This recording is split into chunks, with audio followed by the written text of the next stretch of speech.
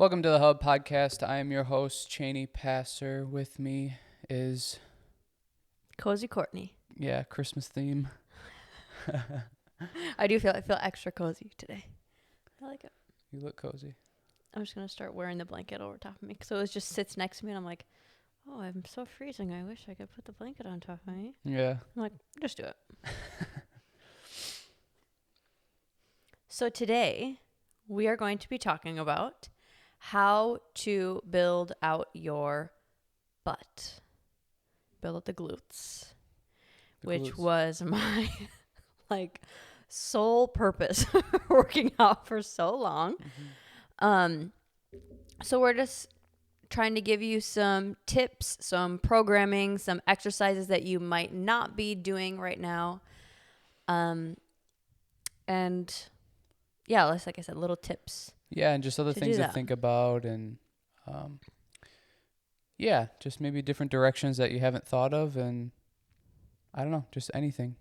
But I think we should up top share some of the specials just in case some of them don't watch to the end. We normally do it at the end, but I think we should just pop them in right now. So we're doing 2 holiday specials right now. One of them is a giveaway where we are giving away 5 of our programs for free. It's your choice, whatever program you want. All you have to do is email us at thehub.fitcrew@gmail.com with the Hub Holiday Giveaway, saying that, the Hub Holiday Giveaway in the subject, and then your name and whatever program you want out of our Hub workout programs. And then we're also doing a holiday special where you can get half off your first month of personal training. And that you can you can email us the same thing, or you can contact us through one of our social medias, which will be linked all below. Let's get into it. Yeah, perfect. I think with building your butt, the first thing that comes to mind, I think a starting point is if you are wanting, let's just say bigger, because I feel like most women are looking for bigger.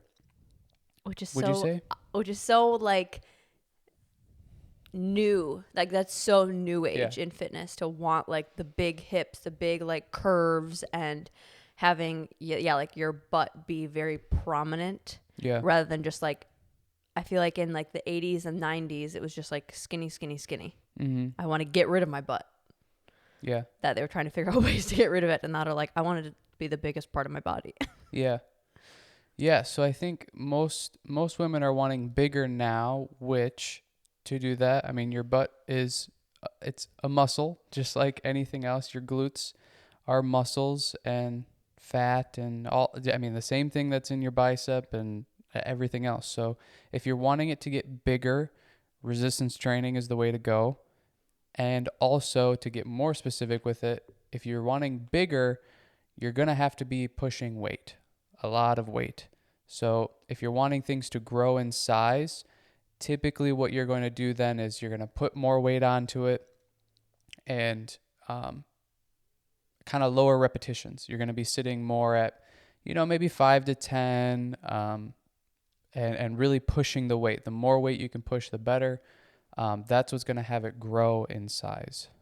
Yeah, which is something that I think the female space, maybe not as much anymore. I feel like we're working into the, you have to push the weight, you have to be lifting weight, you have to be doing the core exercises, not these band exercises or the pumping exercises or the cable kickbacks, which I feel like we see so much. Mm-hmm. And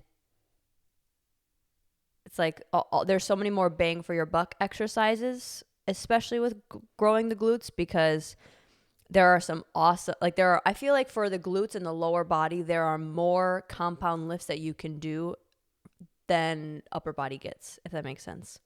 Yeah. Maybe not glute specific, but it's going to hit your glutes by doing these exercises. So let's just talk about those, I feel like, first. Yeah, I think the biggest and most major one is squats. That's what's going to grow your butt probably the most, because you can load so much weight on it. And it's not only targeting your glutes, but it's targeting your quads and your hamstrings, and that's another thing we'll get into of like shaping those to also have your butt look big. But I would say squats. That would be my number one choice. My number one choice would be deadlifts. Really? Deadlifts, and specifically sumo deadlifts. Okay. I feel like for me, it's really hard for me to activate my glutes. That deadlifts, I can, you know what? I take that back. Hip thrusts. That's what I thought you would say. Hip thrusts are my favorite. I just haven't done them as consistently for the butt building. You know, like we've been putting them in the program, but I haven't really been having that focus with it. So I didn't even think about it. Yes, I would say hip thrusts are my number one because you can load it, but you can isolate the load to where with squats, I feel it a little bit more in my quads. Most people can't, for females, do feel it in their quads a lot. I feel like that's a question that I see come up a lot is how do I build up my butt without my quads growing? That we will get into how to help you with that. But I think that is harder to navigate to where hip thrust is just like get the weight up. And I think for hip thrust, because it's a smaller range of motion compared to squats, which I'm not trying to just going like mine's better. I've noticed I'm doing that. Squats are also great. But hip thrust, it's a smaller range of motion. So you are able to put on the weight easier and more comfortably. That I think if you're a female that's starting to push the weight and this is new for you, it's a safer feeling, I think, than like loading your bar up and dropping down into squat rather than like you're just this far off the ground. So if you can't get it up, that's okay. And it's not going to like, you're not going to get crazy things happening, I guess. I don't want to say injured because you may not get injured with the squats either. But yeah, there's just less risk, I feel like, in my head. And I can just load it a lot. So those would be the two top, but there are more. You go. Let's just keep going back and forth. Yeah, I mean, not to get into a debate, but that would be a fun episode. Yeah, it would. Debating just whatever. Anything. That's just a normal day life for us, debating. And there's no there's no right answer. There's no way to measure it or to show one or the other. But I think that's part of what is the downfall about hip thrust is the short range of motion. I think with squats, you get a fuller range of motion so that you can work in deeper areas. So I actually would switch that, use it against you. Interesting. Okay. But there's no right answer. Both are going to help. Both are going to push you in the direction that you want to go. Yeah. But yeah, those two I think are kind of the main ones. I think lunges is a super underrated one. Lunges are one of those exercises that you can really manipulate where you're wanting to feel it based on your stance, you know, how far apart you are, how narrow you are, where you're shifting your weight forward or backwards, where you're putting, you know, you're physically moving to put the load on, and you can kind of sit back in the lunge with a wider stance and really target your hamstrings and glutes, which I really like throwing those in there when, you know, you're trying to maybe work on glutes or you're trying to work on hamstrings and glutes. That's one that you can manipulate because you can also put lunges in your quad exercises as well by kind of shortening your stance and maybe pushing a little bit more forward and focusing on that front leg. So I would say lunges is kind of an underrated one. And if you're not doing that one, that's what I would suggest too. And I would suggest, depending on where you're at, that's what I also love about lunges too, is you can do them single leg. Yeah. So I love doing what am I forgetting what they're called? Bulgarian lunges. Yeah. To where you can put your back foot up on whether it's a bench or just a stool that you have, or if you have mats or you're at home, the chair or couch or something. So to me, what helps is it really isolates that front leg, and then I can press from my heel and not having that shared weight between my back toe and my front heel. I can just isolate it to the front one. So I like those even more specific in the lunge category. Lunges are just, there's so much variety with them that they really hit all parts of your upper legs, your Yeah. quads and your hamstrings and your glutes. You just have to learn how to kind of manipulate it and shift your weight and stuff. And then there's not to mention like a lateral lunge too, to where, Mm-hmm. there's just another example of it. Lunges are one of those that I don't see people doing them enough, especially with how much variety, and not to mention like in almost every single one of those stances or ways that you can do lunges, it's still like a compound lift, and you're getting that much variety for it. Well, and one thing that's cool with the lunge too is your stabilizer muscles are within your glutes.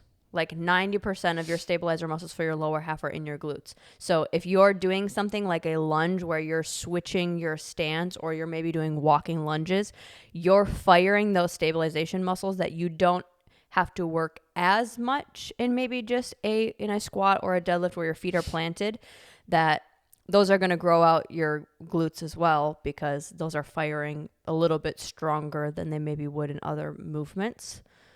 One Another. more thing about the lunge. I think something that kind of gets lost as well with glutes specifically, and really with any muscle group, is thinking about what plane of motion you're going in. So lunges, almost all exercises, especially the compound lifts, we'll keep it to the glutes and stuff.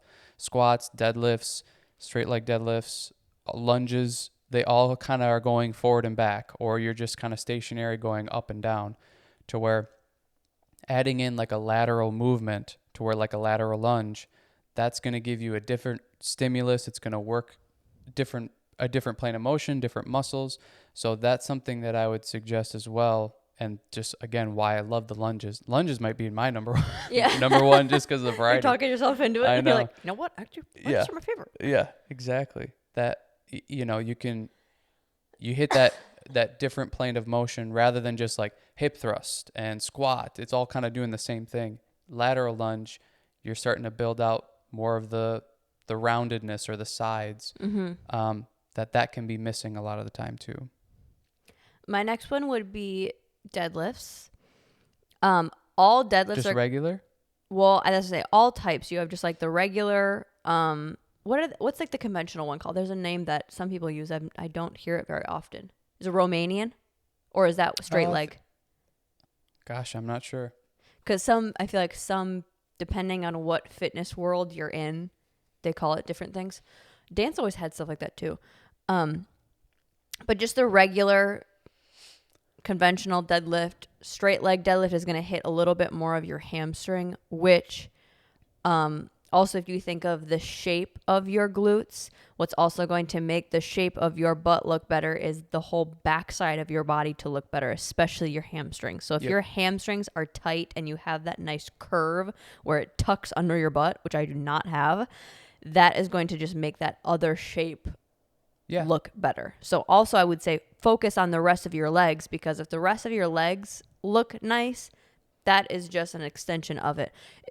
It's kind of like you don't want to look like you just got like a Brazilian butt lift, and you see this all the time where they have the big butt and then you're like, why do you have no muscle in your legs? Like it doesn't look as natural or healthy, or like it catches your eye sometimes in the wrong way. That making sure that you have the full balance. But straight leg deadlift, and I said I really like sumo deadlift, because for me, I'm able to hit that side glute area to where that's going to give you more of the full shape, rather than like if you look from the front, you can't really tell. If you look from the side, that's the only time that you have a butt. Sure. So kind of, again, hitting all parts, all those three parts of that make up your glute. To go with that, doing a single leg straight leg deadlift. That's another thing that's going to be big for those stabilizers, because of like the working on the proprioception and the stabilizing on one leg. You're going to be activating those areas in the glutes. That's going to help also build that out. That's a good point. And then you're also hitting, the hamstrings, to just like what you talked about, just get that tuck underneath. Yes. that's going to help visually that look more appealing or look better. Okay, what's your next one? I already have one, but I don't know if, like, I didn't really talk much about hip thrusts. I like hip thrusts as well. It would just be, I really like hip thrusts for just like overall growth, not so much, kind of like with lunges where you get all this variety and you can really build every area of your butt with it.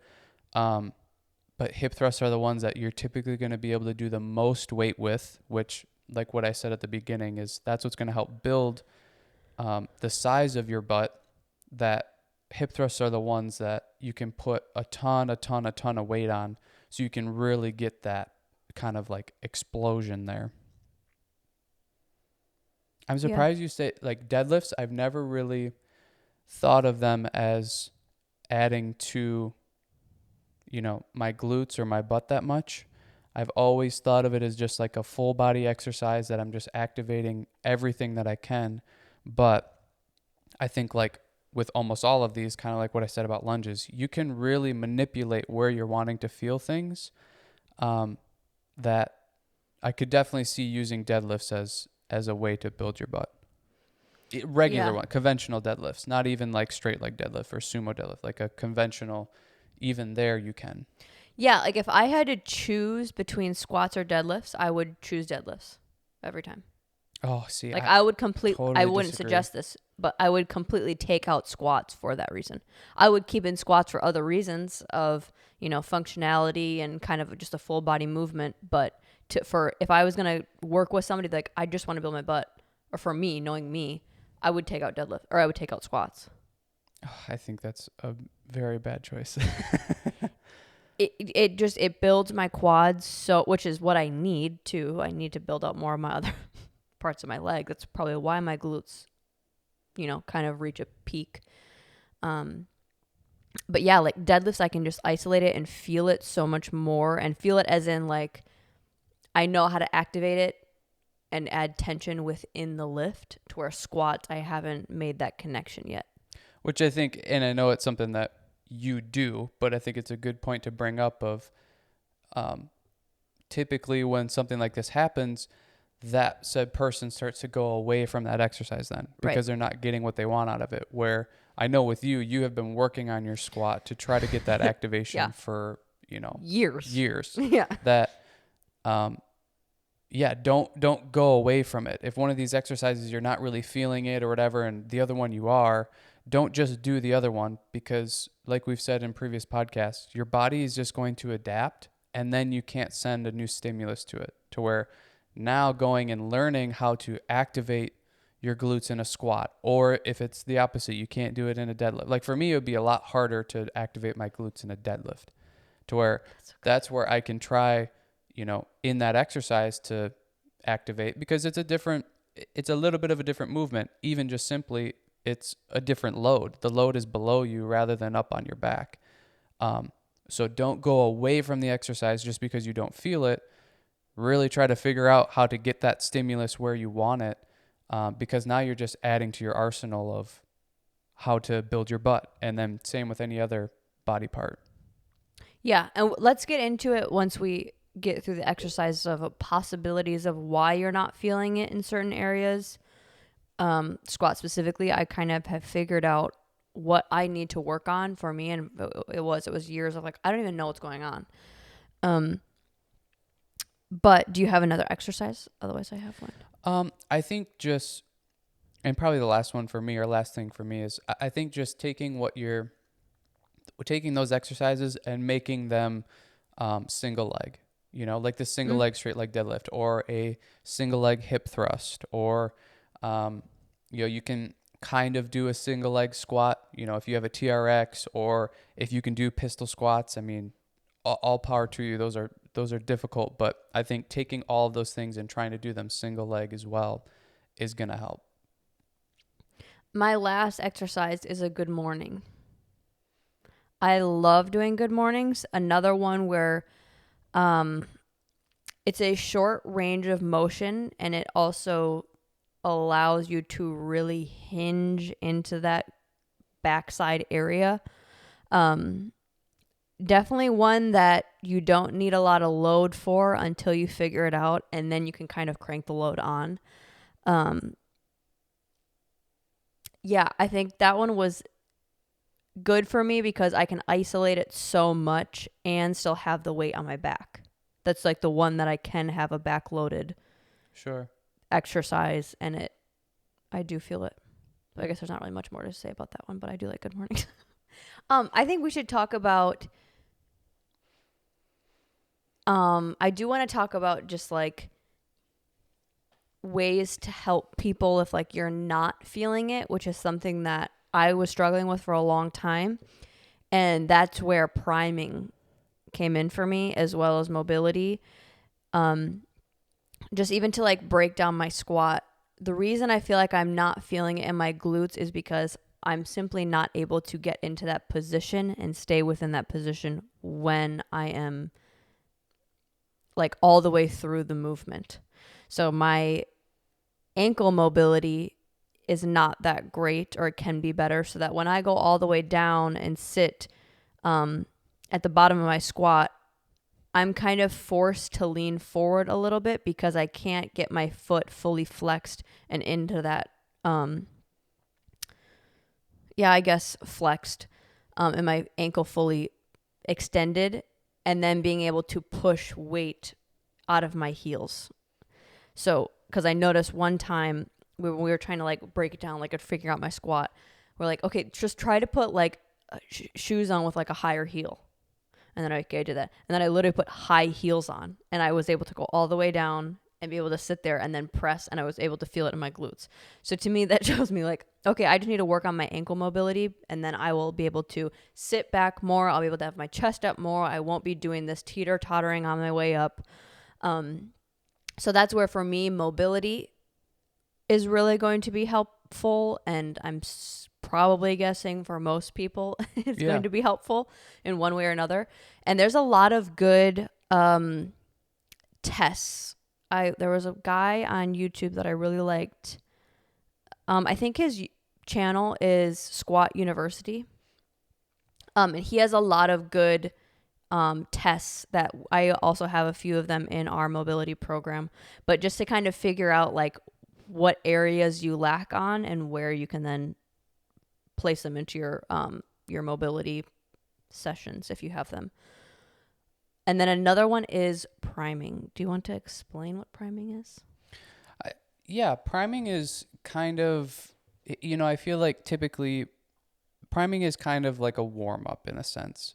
It's just a more specified type of warm-up to where people typically will just, their warm-up is like go on the treadmill for 15 minutes, or it's like kind of just go through the motions a little bit.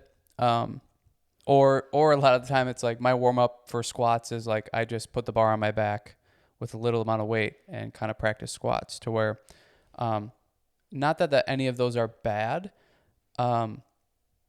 They just may not put you in the best position when you go to actually do the exercise.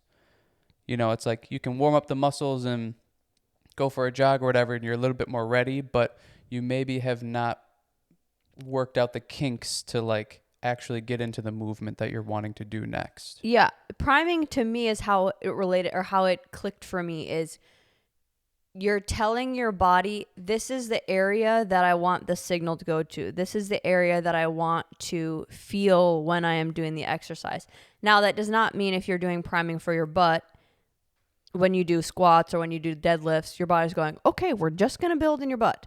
No, it's going to build in every muscle that is using to do the movement, but it's more for you, so that if you're someone like me who I can't really feel my glutes when I do my squat, firing them ahead of time then gives me that signal to go, oh, that's what it's supposed to feel like. Oh, okay, I'm losing that signal. I'm not feeling it anymore. Or I feel what that feels like to have my glutes activated. It's either happening or it's not happening right now. So exercises that I would do, say, before a squat or a deadlift, can involve like the bands, doing hip thrusts, on like with no weight and just feeling the contraction of when you go up and feeling your hips tuck and how to like isolate just your glutes and not overcompensating with your back or your hamstrings, or doing the cable kickbacks or the band kickbacks, doing tube walk side to side. All of those things are great for primers. I think we see them used a lot as your main glute workout. Yeah. So And I think there's a place for them. I think I would just place them before your heavy lifts just to learn how to activate there.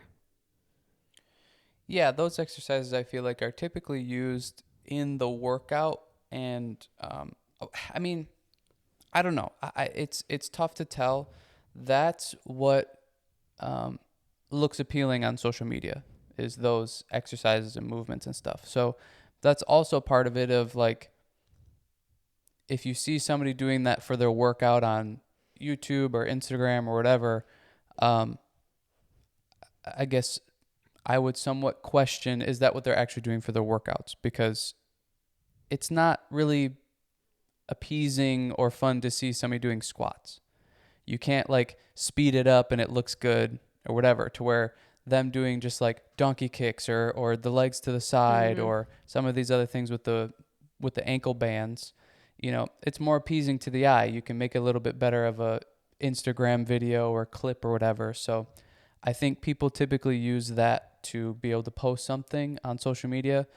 I would question whether or not that's actually what their workout is, especially if this is somebody that you're seeing is like getting really great results and all that type of stuff. I highly doubt it's just them doing band work is what's getting them to where they want to go. I think it might just be I think it's a marketing tool because that's easier. So it's easier to get people to buy, say, your workout program if it's band related, because, someone going, do you want a butt that looks like mine? Well, do you want the option that's involving doing some kickbacks with some bands and that doesn't adjust any weight at all either? That takes you 20 minutes to do? Or do you want to lift some heavy weight with squats and deadlifts and lunges, and that like this one's way harder, so it's just easier to sell this one if you think that you're going to get the same results. Yeah. So don't fall for the trick. Yeah, don't fall for the trick. I think if to get results, you typically gotta do the things that are difficult to learn, and that's what's gonna really give you the results that you want and push you in the direction where you want to go. It's not the easy band workout. Yeah. Just not really. You've been saying that a lot, and I like it. Of what, like something that you have wanted and is typically hard to get, typically doesn't have a easy route to get there. No. Or will involve little work. So yeah, that means pushing the weight. That means doing compound exercises. That means kind of going out of your comfort zone of maybe different exercises, maybe putting in a little bit more focus to those areas.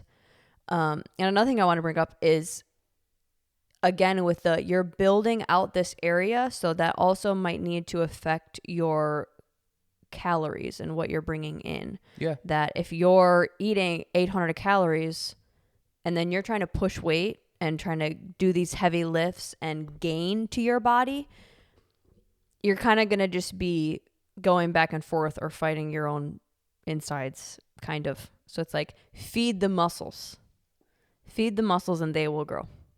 If you're putting the right load on it, you're putting good balanced food into your body.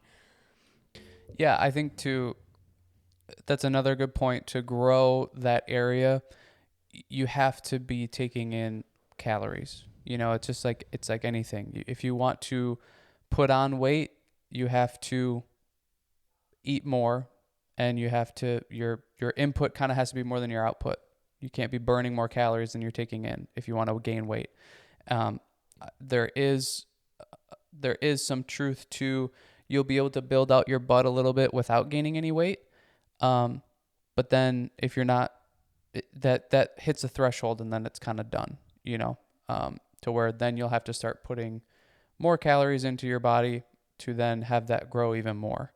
But what comes with that is you're going to probably grow in other areas as well. So that's something to think about. You can't just get a bigger butt. Yes. Everything else will get bigger as well. But that's why a lot of people do like a bulk and a cut. They will bulk up and gain a bunch of mass, and then they will go through a cut and start to kind of trim out the areas and lose a little bit more body fat and do their best to keep the muscle mass that they just built. So just something to think about. Yeah. I think with the stimulus thing though too, something that I like to do, whether it's just kind of getting ready for, it's like priming basically, but whether it's for getting ready for your workout or even just like sitting on the couch doing nothing, something that's going to really help in everything. But I think since we're on the topic of glutes, is literally practice flexing and connecting to your glutes and releasing. It's so helpful because when you go into that exercise, the next time you do it, you have now practiced how to activate and how to deactivate that muscle. Simply and put yourself in the hardest positions, like literally just sitting on the couch trying to do it can be difficult. But now completely stretching that muscle out, like when you're in the bottom of a squat and then trying to activate there is even more difficult versus like everybody can kind of stand and squeeze their glutes together. That's a more simpler version. Now kind of go a little bit into a squat and try to do it and just working in that. Just activate that muscle group and deactivate it. That's going to help you build that connectivity to that area, to where when you actually go to your exercises and you are putting load on it now, you have practiced how to do that and you can connect to it a little bit better. Yeah, that's great. And then I feel like this is kind of my last thing really about it, but also seeing it as a whole, like what we said, your hamstrings also can help you in making your glutes look better.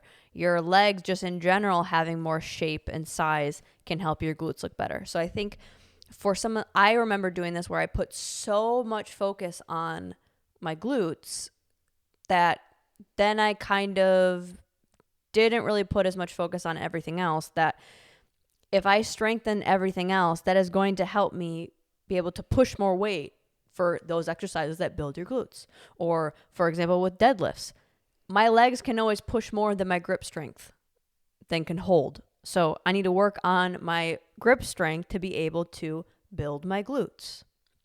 I think not just focusing on the isolation of building your glutes, but what is going to assist me in building my glutes. It's going to have better connection. It's going to have better mobility. It's going to be able to have stronger overall to be able to push the weight in those areas. It's maybe bumping up my calories to be able to build muscle in those areas.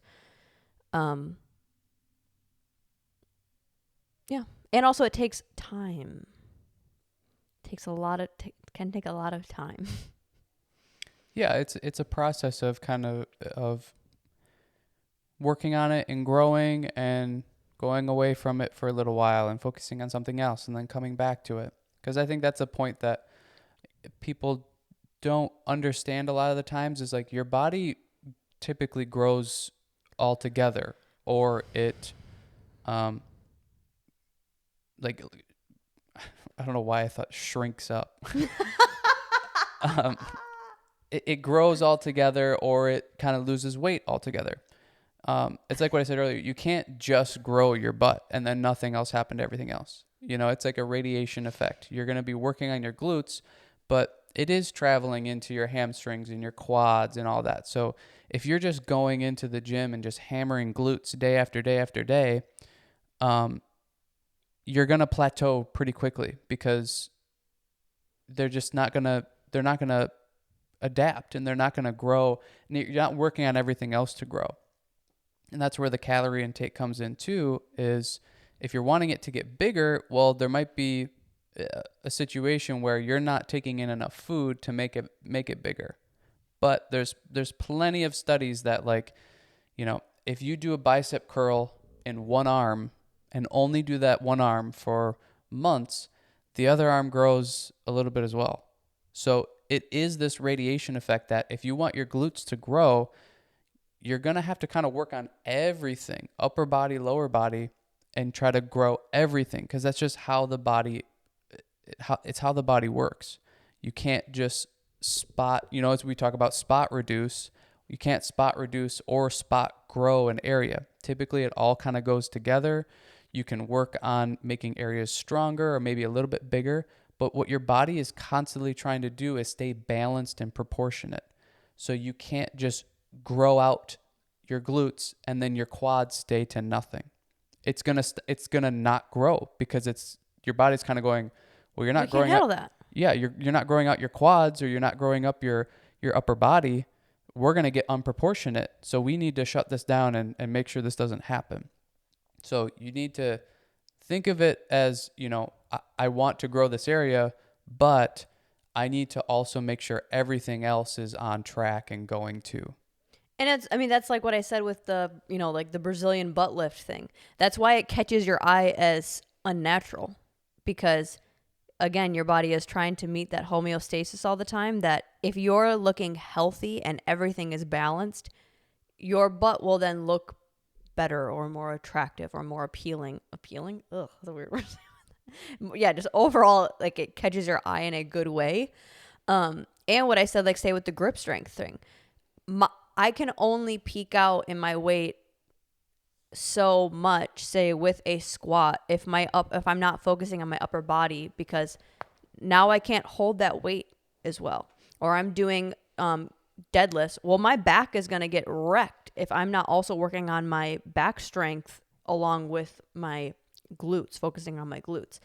Now I can't push the weight as much, which means my glutes aren't getting as much work as they maybe need. So I agree with you. Yeah, and I think that's a good point of you take something like a squat, and you're just constantly hammering your glutes, and you're trying to get your glutes to be stronger and stronger and stronger. Well, your lower back can't handle a certain amount of weight. So now you can't lift that much weight. You use the example of like the deadlifts. Your legs can lift it, but your grip strength can't. Well, now you've peaked out on what weight you can do, and you can't load any more. To where now you need to work on your grip strength to get that stronger, so that can handle more weight. And now you're able to lift more weights for your glutes or for your legs again. It's like when you do hip thrusts or you do squats, you're not just doing or activating your glutes. You're activating your quads and your hamstrings and a whole bunch of other stuff too. So those need to be strong as well for you to continue to bump up the weight. So that's why it's important to maybe even go away from glute focus for a little while and build up your quads, build up your hamstrings, so that when you come back to doing glutes, all of a sudden you can deadlift 30 more pounds, you can squat 40 more pounds, you can hip thrust 80 more pounds, because you built out your other areas, and now that's helping your glutes to be able to lift more weight now. Yeah, I saw that happen to me. And it is just taking that focus off of it, and going back to what I said of it takes can take a while too, is also if you take the focus off of it mentally too, you might actually notice the change more, rather than like you're looking at yourself in the mirror every single day. Is it better? Is it better? Is it bigger? Is it bigger? Like, give yourself patience, but that also could be something like that of you're putting maybe too much focus on it and not equal focus. Yeah. That keeping that balance. Well, and stressing about it's not going to help. We all want certain things or different things to look a certain way and be a certain way. Stressing about it's not going to fix that. You have to have a logical approach to it and then apply that. You can't just go in and only do hip thrusts every single day and do bands and all that kind of stuff, and your glutes grow. That's just not how it works. And it doesn't help mentally either if that's all you're doing. You have to have the variety, and you have to work on everything. I think another thing that is also maybe a smaller category of this, but that people don't, I didn't think about it when I was really trying to grow up my glutes, is also your hormones play a role. So the same way that your body is going to build muscle, it's going to gain weight, it's going to lose weight, and you kind of notice that it does that in the same areas every single time. Your hormones play a big role of where it wants to hold fat and where it wants to hold muscle. So for me, my glutes are just not that. So it's going to take a little bit more time and specific effort to build out that area, because that's not just where my muscles are going to fire up, to where something like my quads, they build out so fast. My shoulders, they build out so fast. Things like my back and my glutes, not so much. So also taking into consideration of that, of if you are one of those people and then your friend over here is doing the same thing, the same amount of weight, same amount of workouts, and you're like, what the heck, why are you? Don't maybe question, okay, am I doing what I need to be doing? But also understand it could be your genetics as well. That, you look at someone on Instagram and go, oh, I want my butt to look like hers or his or whatever. Your skeletal shape is different. How you're going to hold fat is going to be different. So as much as you can kind of control how it looks, your body makes the final decision. I think there's definitely a genetic component. And then what I like to say to that is just like, beat the genetics. Just be consistent, be disciplined, do what you're supposed to, yes. and beat it. I'm supposed to be a, skinny, slender person, and I've been able to blow myself up to 200 pounds and not look skinny and slender, Sure. not look like Slender Boy. This is such a slam, and I don't want it to be a slam. I feel like sometimes I think of slams on you that I don't even mean, but it's just like, oh, that's what I could say. Of like the people watching, like, that's what you look like. You look like a slender, slender boy. No, I am. Right now I am slender. Sure, I get when you were at your... When I was at my biggest, I got up to 200 pounds, and especially on me, that looks like a lot. Yeah. But you can blow past it. One of the past episodes I talked about my brother, like he is consistently over 200 pounds now. So you can do it. Don't fall into the genetic, trap of, well, it's just my genetics, there's nothing I can do. Yeah, no. You just might have to put in more work or more specific work than other people might have to. Like I said, the friend thing. You might be working out with your friend, she has to do 50% of what you have to do. Well, do you want to get to that point? You just got to put in that extra 50%. Yeah, and it's like you said, time. Be patient, let it take its time, and what's going to get you there is the consistency and the discipline. So just continue to do that, and you'll get there. You just have to keep going. Yeah. Because it's also, the friend example, it's like we all want to look like something else a lot of the time, or somebody else. And so that friend may be, envious of how you can build out something way quicker. Mm-hmm. You may be envious of them, of what they have. They're going to be envious of you, of what you have and what you can do. So we kind of all have our own, superpowers or benefits, and we all have our cons, and we're all trying to get each other's a lot of the time. So it's just stay consistent, stay disciplined, and you can do it. Yeah. Yeah, and if you're that person listening right now, they're like, I'm doing all those things. I'm doing squats. I'm doing da da da da da. I would really take a look at your programming and write down all the exercises that we said and look at your volume of how much you're putting into each one of those exercises, because I guarantee you're probably focusing on a couple more than the other. Just like I said, I don't really feel it in squats, so I probably would be that person that would put more hip thrusts and put more deadlifts in. That doing squats, doing lunges could benefit me a lot because I am not doing that.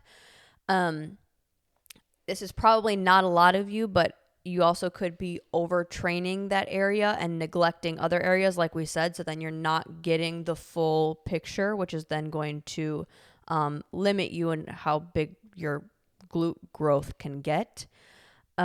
So I would just kind of track for a little bit, write down what you're doing, write down what weight you're doing. And also with that, maybe track your weight for a little bit, as in weight as in like the weight you're putting on the bar, not like your physical weight. Because you maybe think you're pushing it and you could be pushing it more. That's something that really helped me when I started tracking, was like, oh, I'm not going up that much. Like, this feels heavy today, but maybe add on 5 pounds. And then you just add on 5 pounds. And then again, add 5 pounds.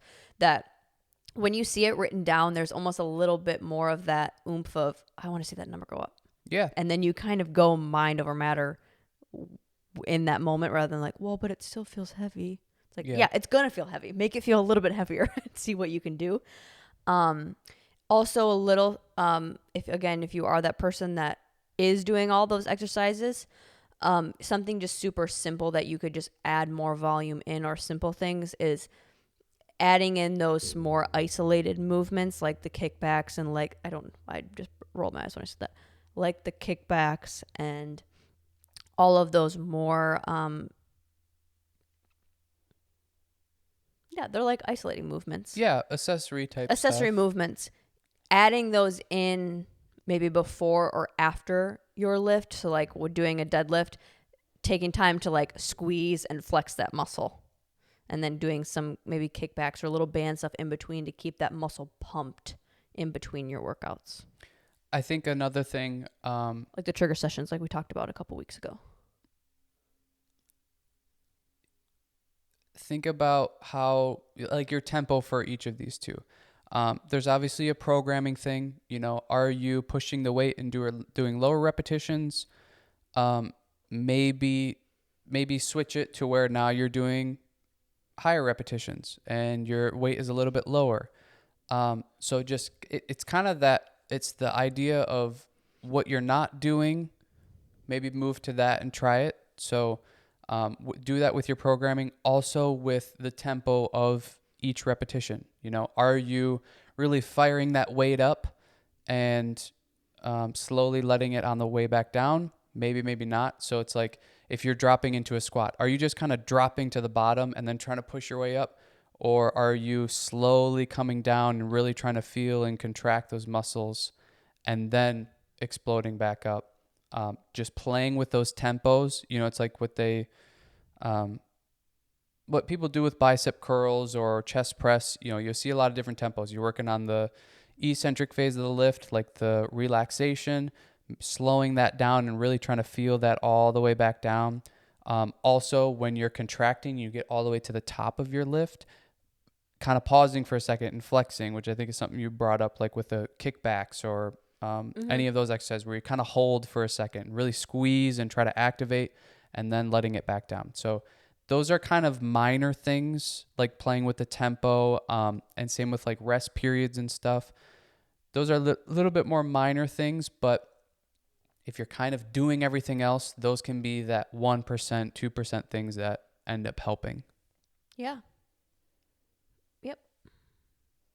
And then I think the last thing for me is typically a lot of the time, almost always, your body, like what you said, is trying to keep a homeostasis. It's trying to keep a balance. So when your body starts to not feel balanced, it's going to do things to what we see as like limit ourselves. It's like, oh, it's my butt's not growing. It's my body's limiting myself from my butt not growing. But a lot of the times what it's doing is trying to protect you from not becoming completely unbalanced and unproportionate and all of those things. So really think about all of the things that you're doing and what maybe your weaknesses are, whether it's within your programming.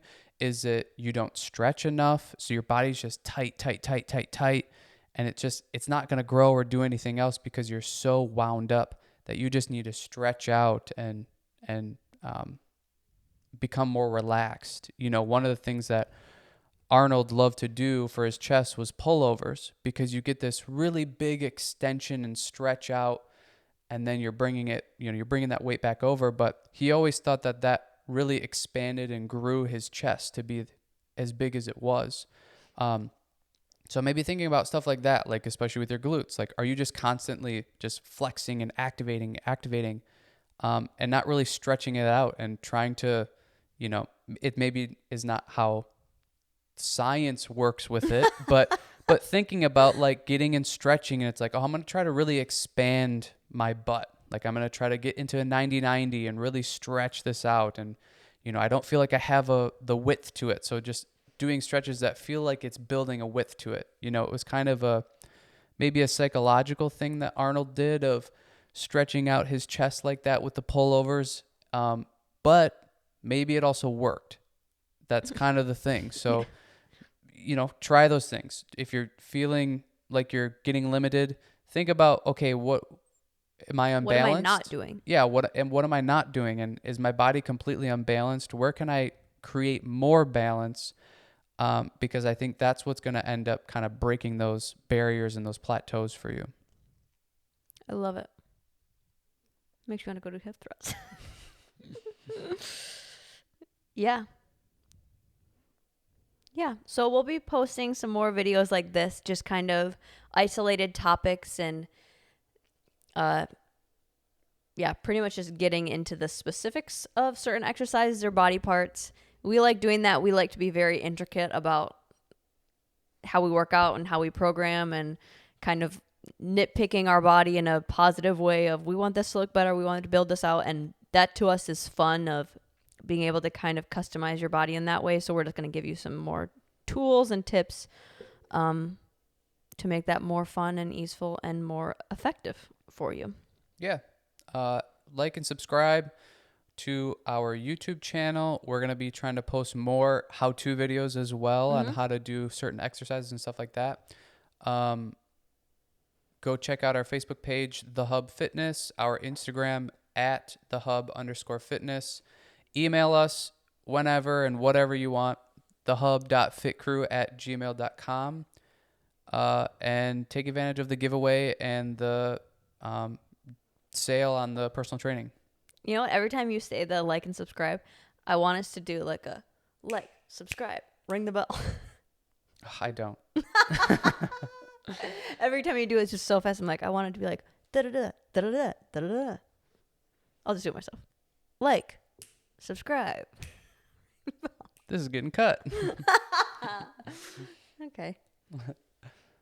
All right. Thanks for watching.